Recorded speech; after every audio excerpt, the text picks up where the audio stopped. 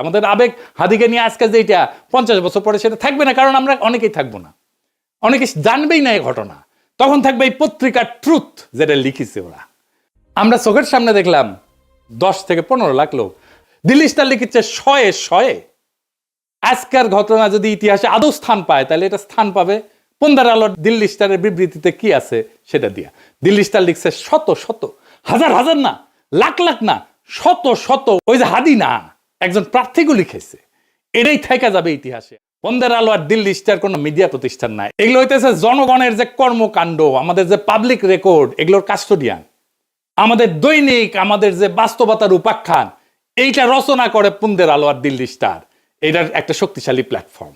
তাদের মতো করে যেইটা পন্দার আলো আর ডেইলি স্টারের নিজের চিন্তার, নিজের জগতের বাইরে, সেটাকে সে বাদ দিয়া দেয়। হাদি নামি আসে না, প্রার্থী হইয়া যায়। শয়ে শয়ে হয় মিলিয়নের বদলে। এইভাবে সত্য নির্মাণ করে এই মিডিয়াগুলা। সত্য কিন্তু কখনো নিরপেক্ষ না, সত্য সবসময় একটা মতাদর্শিক নির্মাণ। তাইলে পন্দার আলো আর দিল্লি স্টার কার পক্ষে সত্য নির্মাণ করে, কার স্বার্থ রক্ষা করে, সবাই জানে, সবাই জানে, সব সুতিয়া জানে। এই প্রশ্নের উত্তর জানে না এরকম কেউ নাই, কিন্তু বলবে না। ও বলতে হইলে তখন এই লোকদেরকেই বলতে হয়।